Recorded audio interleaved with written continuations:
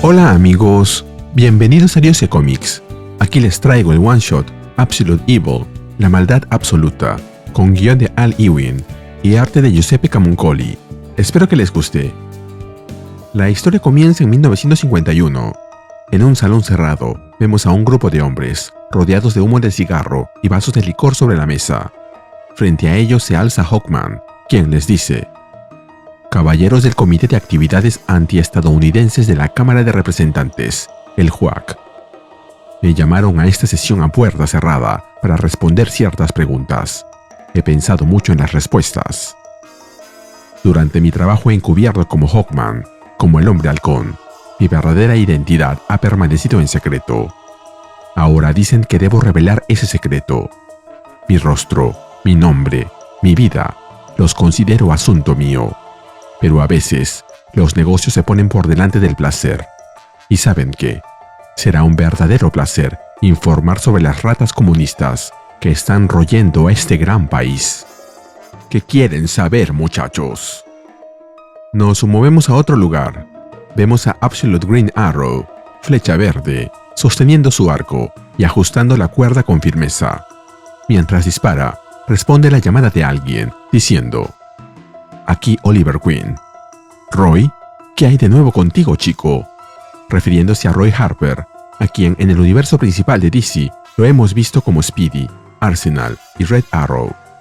Oliver continúa: ¿Yo? Oh, estoy bien. En el Green, dándole a mis objetivos, mientras clava la flecha en la diana. ¡Ja! ¿Escuchaste eso, Me atrapaste, chico, culpable de todos los cargos. Estoy en la Arrow Cave. Sí, estoy practicando mi número de fiesta, la parte de Robin Hood. Luego exclama: ¡Maldición! Estuvo tan cerca. Mientras clava otra flecha en la diana, aunque parece que quería darle a la primera. Luego, mientras sale de la habitación, agrega: ¡Ah! Eso servirá. ¿Qué? Oh, hombre de poca fe. Con lo que pagué por todo esto, por supuesto que voy a usarlo. Tengo todo lo que necesito aquí abajo. Rango de tiro con arco. Una configuración de computadoras que no creerías. Un garaje. Ese convertible que diseñé. Sí, con el asiento eyectable. ¿Nunca quisiste uno de esos? Bueno, tal vez sea útil, listillo. ¿Qué? ¿No se me permiten pasatiempos? Te pregunté si querías entrar en esto, hombre. ¿A qué viene este interrogatorio? Oh, sí. Estoy yendo tras Jubal Slade. Como comentario, este no es Slade Wilson, sino un villano menor, un pistolero del viejo oeste, que usaba pistolas especiales. Oliver continúa: No, te hablé de su isla, ¿recuerdas? Todos esos vuelos privados, solo chicos. Porque ha comprado a la policía, Roy. Ha comprado a los jueces. El sistema fue construido para tipos como él. Tengo que hacer algo. Alguien tiene que hacer algo. ¿Qué? ¿Por qué no yo? Todas estas cosas que tengo, este dinero, ¿de qué sirve? ¿Qué hago? ¿Qué estamos haciendo aquí? Cualquiera de nosotros. Porque algo nos está matando a todos, hombre. Algún cáncer moral nos está pudriendo por dentro, pudriendo nuestras almas. No me digas que me calme, Roy, lo digo en serio. Puedes unirte o no, pero lo digo en serio. Así es como hago una diferencia en el mundo, ¿entiendes? Esta es la dirección hacia la que siempre estuve destinado, mientras clava con fuerza una flecha en el escritorio. Nos movemos a otro lugar. Vemos a Hector Hammond, el villano de Absolute Green Lantern, conversando con alguien por teléfono y diciéndole: A veces así es como va, Jubal. Un tipo cumple 40, le salen canas, se le ocurren ideas. Me compré un Maserati. Queen se consiguió una conciencia. Pasa, pero respira un poco. ¿Qué puede hacer realmente? ¿Cuál es su siguiente jugada? Él habla en grande, seguro, pero es Oli, ¿sabes? No quiere resultados, quiere sentirse alguien justo. Y nada se siente más justo que perder. Reúnanlo en una mesa. Esto se acaba en un mes. No sé, 5 millones. Un sencillo cariño. Solo confía en mí aquí, Jubs. Conozco a este tipo. Oli Queen nunca va a sorprender a nadie. En eso, un guardia de seguridad le interrumpe el paso. Hammond finaliza la llamada diciendo: «Dame un segundo. Sí, gente pequeña. Te llamo en un minuto». Mientras corta, el guardia le dice que han detectado dispositivos electrónicos en su persona y le pregunta si le informaron sobre las reglas de la reunión de ese día. «Claro, pero ¿saben quién soy?», responde Hammond. «Mi negocio vale más que la mayoría de los países. Necesito estar en contacto con la oficina». El guardia lo interrumpe y le recuerda que esa es la condición de asistencia. La información debe mantenerse protegida, un tema de seguridad nacional, pero si él prefiere no asistir a la reunión, está en su derecho. Hammond responde: Sí, claro, seguro. ¿Debo quitarme el cinturón y los zapatos?», mientras entrega su teléfono. Luego de que pasa por la máquina de rayos X, otro guardia se ofrece a guiarlo a la sala de reuniones. «Claro», responde Hammond mientras avanza. «Y tal vez, cuando esté ahí dentro, hablaré con su jefe sobre su actitud». Pero apenas ingresa en la sala, es recibido por alguien, quien le dice: «Héctor Hammond. Me alegra que por fin pudieras unirte. Verónica Cale, asesora de seguridad nacional. Yo soy la jefa. ¿Tenías algo que decir?». Ahí vemos que, junto con Verónica, la villana principal de Absolute Wonder Woman, están Ra's al Ghul, el villano de Absolute Superman, Eleanor Thawne, la villana de Absolute Flash, y el Joker, el villano de Absolute Batman. Hammond responde: «Si estamos tomando órdenes de café, yo quiero un macchiato, cariño». «No», interrumpe Ra's al Ghul. «Esta sala no es para juegos. No es para bromas. Habla de trabajo o no hables». «¿Quién diablos crees que eres?», le pregunta Hammond. «Soy Ra's al Ghul», responde Ra's al Ghul mientras se acomoda los anteojos. «Si no sabes lo que eso significa, alégrate y guarda silencio». «Era una pregunta retórica, idiota», le contesta Hammond. Verónica Cale interviene diciendo: «Tengo que estar de acuerdo con el señor al Ghul en esto. Nuestro tiempo es más valioso que cualquier recurso en la Tierra, Hammond. Demasiado precioso para desperdiciarlo en tus pequeñas bromas». «De acuerdo», coincide el Joker. «No me gustan las bromas». «Sí, sé quién eres, chico risueño», responde Hammond. Eleanor finalmente interviene, diciendo: «Si todos sabemos quiénes somos, podemos continuar con esto. Sé que tengo trabajo que hacer». Verónica Cale toma la palabra mientras muestra imágenes en una pantalla. «Gracias, Dr. Thawne. Empecemos». Nueva York, 1939. El químico Wesley Dodds se enriquece con sus patentes para compuestos anestésicos mejorados. Poco después, un detective enmascarado llamado Sandman causa sensación en las páginas sociales, armado con un gas omnífero no letal. Wesley Dodds es joven, idealista, romántico. No es difícil atar cabos. Incluso antes de que Dodds fuera hallado muerto a tiros con su traje de Sandman, su laboratorio en el sótano ya había sido saqueado. Un año después, el ejército de los Estados Unidos adquiere nuevas y muy letales armas de gas nervioso. ¿Fue ese gas letal elaborado a partir de las notas robadas de Dodds? Pregúntenle a los teóricos de la conspiración. ¿Nos dio la victoria en la guerra? Pregúntenle a los historiadores. Ellos dirán que sí. 1942. Gotham City. Ted Grant, un boxeador profesional, es incriminado por asesinato por unos matones de poca monta. Grant es joven, romántico. Se pone un disfraz, los golpea con fuerza, limpia su nombre. Se hace llamar Wildcat. El vecindario lo adora. Así que derriba más matones pequeños, luego medianos, abriéndose camino hacia arriba. En una vigilancia, escucha a un inspector de fábrica aceptar un soborno de un magnate de municiones para ignorar las normas de seguridad. Y entonces recibe $50,000, libres de impuestos. Y ese es el final de Wildcat. Grant compra un gimnasio en Schenectady, entrena a un par de campeones, muere pacíficamente mientras duerme a los 81 años. 16 personas mueren en accidentes laborales en esa fábrica durante los siguientes 5 años, produciendo ese gas que mencioné, el que nos hizo ganar la guerra. Así que tal vez aceptar el dinero fue lo más heroico que Wildcat hizo jamás. 1951. Los Ángeles.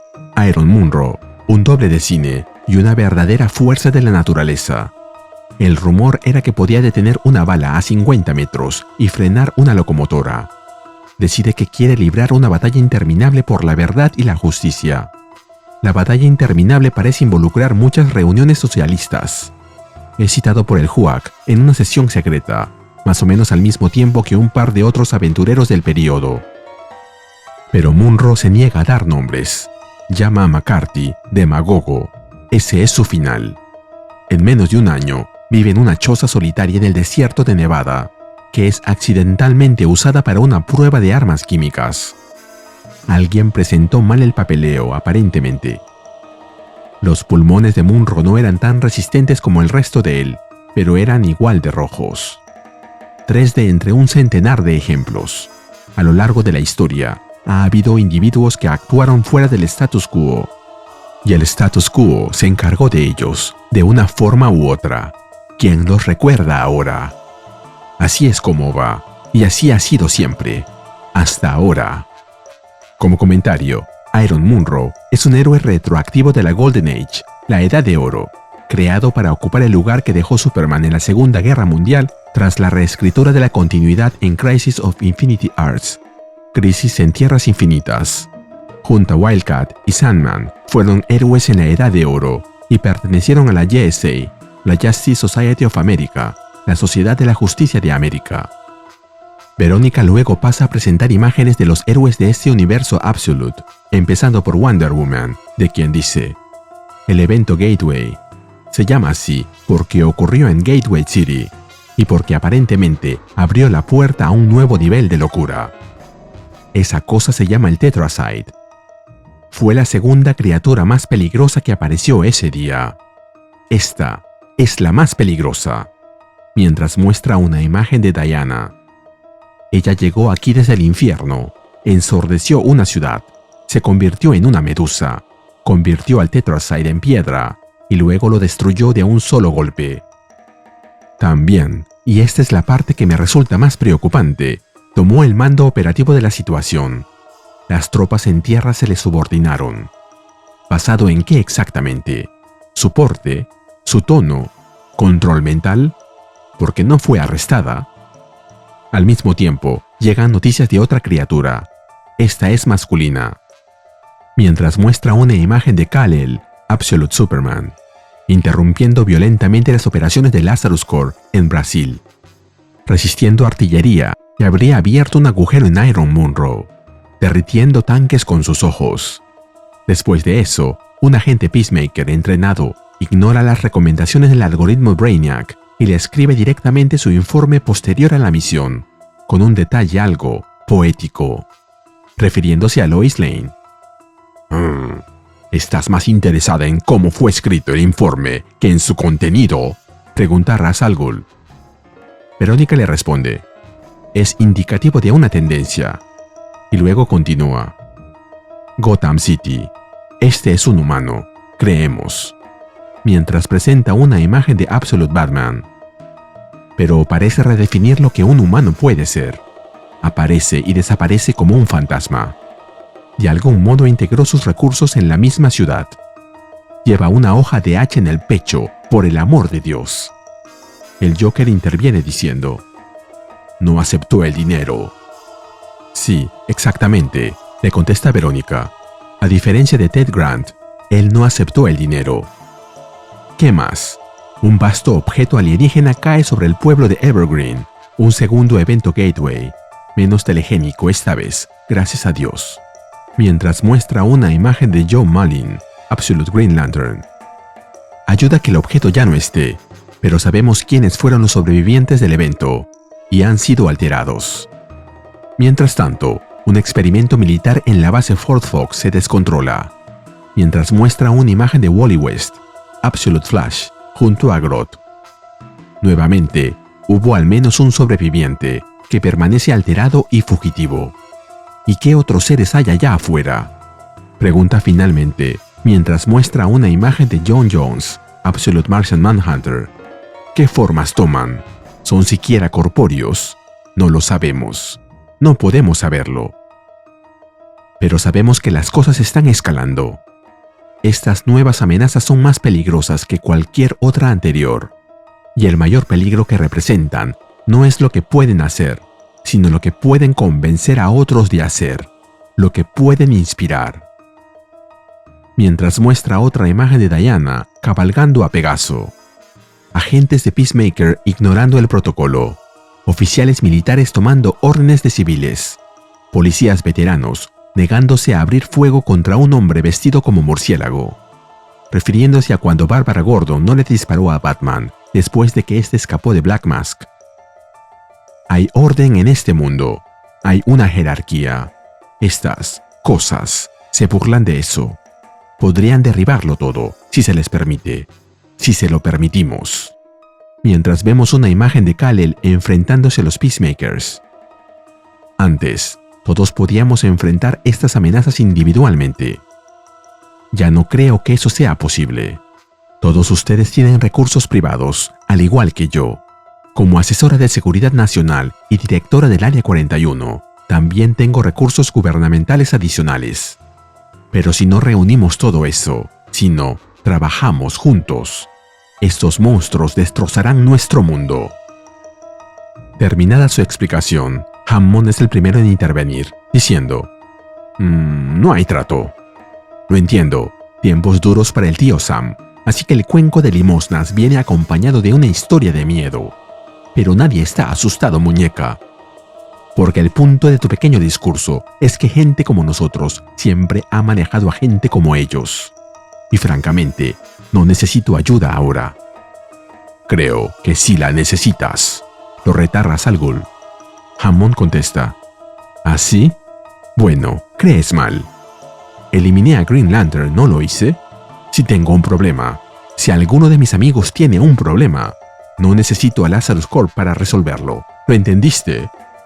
Ra's al Ghul se queda callado por un momento y luego agrega: creo que ahora es un buen momento, Cale. Yo también, asiente ella, y luego ordena: hagan pasar al señor Hall, por favor. Refiriéndose a Carter Hall, la identidad secreta del primer Hawkman, el que vimos en la primera página.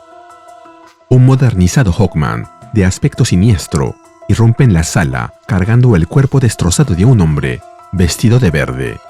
Con brutalidad lo arroja sobre la mesa frente a los reunidos, siendo Hammond el más impactado.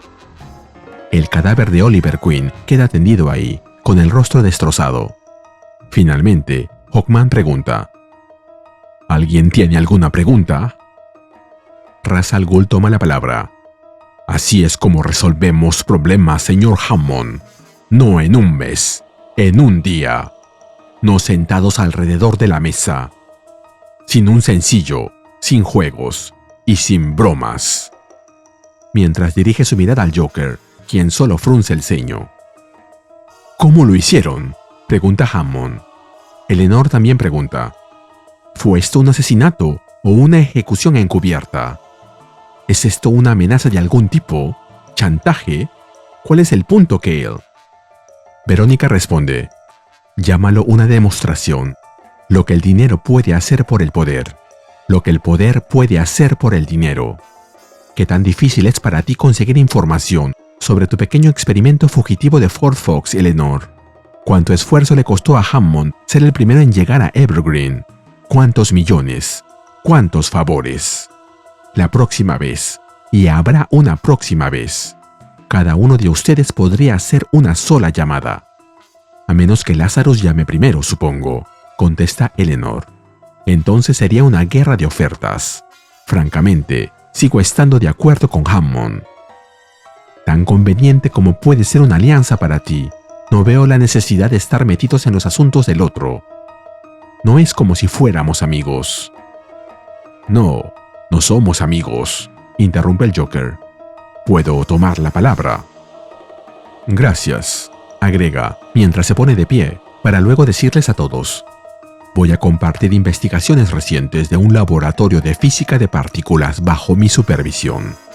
Está de más decir que esta es información propietaria. Si algo de lo que estoy por contar llega a oídos fuera de esta sala, lo tomaré en serio. Aquí Aquí vemos como Ra's al Ghul observa al Joker con la mirada fija, y la razón salta a la luz. A través de sus anteojos, las imágenes de lo que ve son recibidas por Absolute Brainiac, quien comenta: «He tomado nota». El Joker, sin sospechar que está siendo observado a escondidas, continúa: «El bosón de Higgs es conocido en la ciencia popular como la partícula de Dios.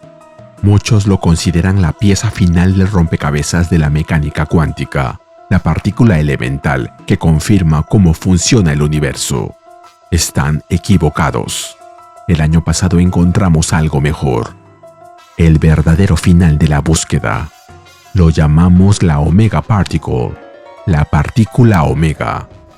Estudiarla ha revelado verdades fundamentales sobre el mundo en el que vivimos. Esta partícula forma el bloque básico de toda la creación. Y ahora sabemos cómo se comporta, cómo reacciona, a qué reacciona. Esta partícula, esta energía, tiene una dimensión espiritual, una dimensión moral». «Por favor», interrumpe Eleanor, ¿nos está diciendo que una partícula subatómica entiende el bien y el mal? No puede estar hablando en serio». «No, él no bromea», contesta Ra's al Ghul. «Él nunca bromea. Escúchenlo». El Joker continúa: «Las fuerzas fundamentales de este universo tienden en una dirección, y ahora sabemos que eso incluye las fuerzas sociales.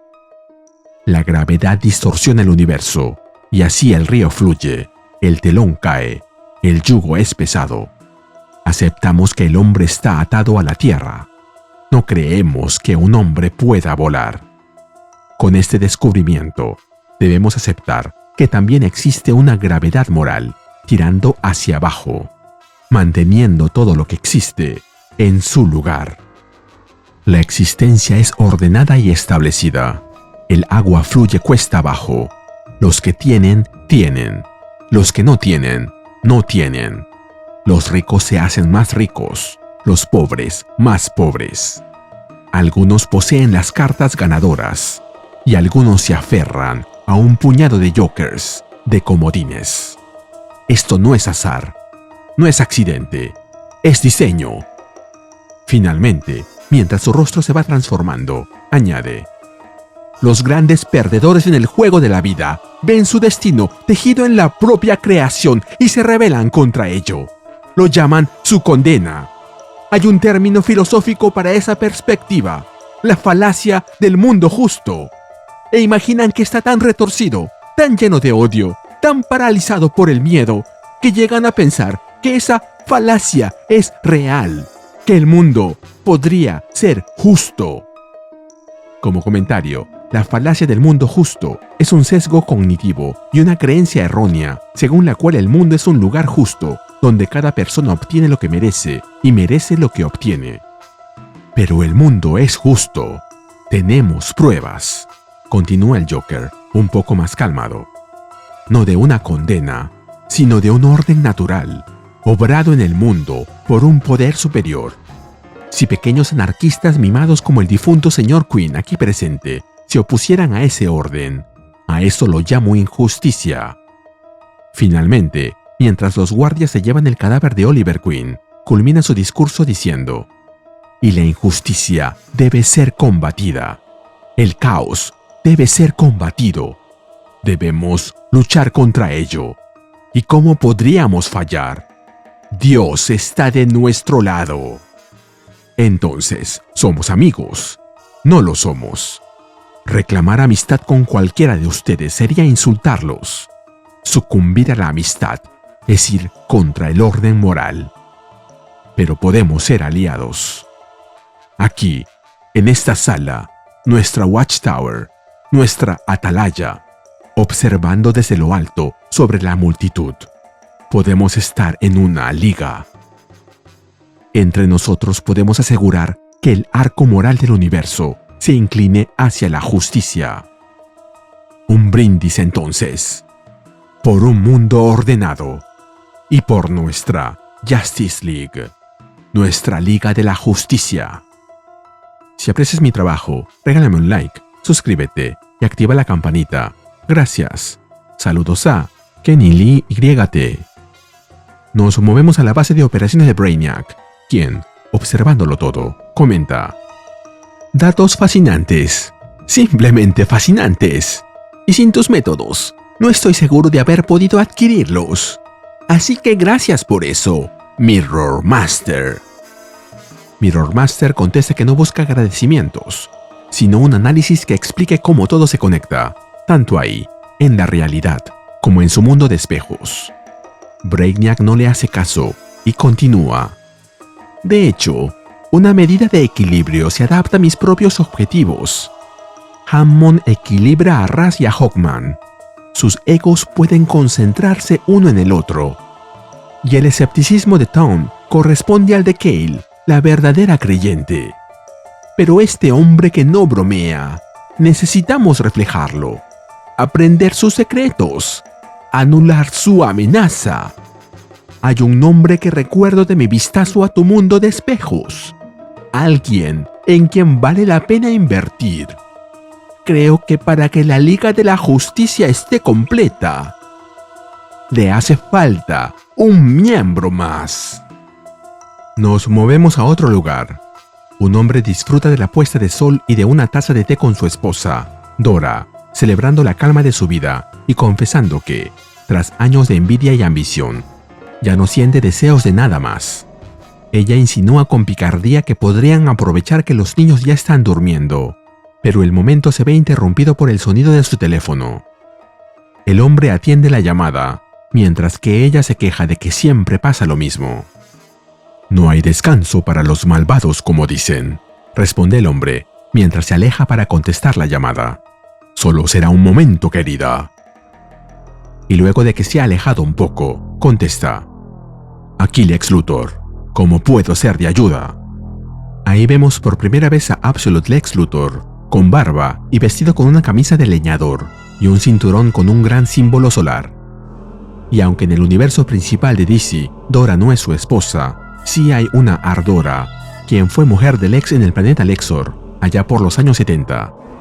Y con esto terminamos con los 7 miembros de la Liga de la Justicia Absolute: Ra's al Ghul, Eleanor Thorne, Veronica Cale, Hector Hammond, el Joker, el Hombre Halcón y Lex Luthor. Y así terminamos con el video. ¿Qué te pareció? Dímelo en los comentarios y te espero en el siguiente video de Ryusei Comics. Nos vemos allí.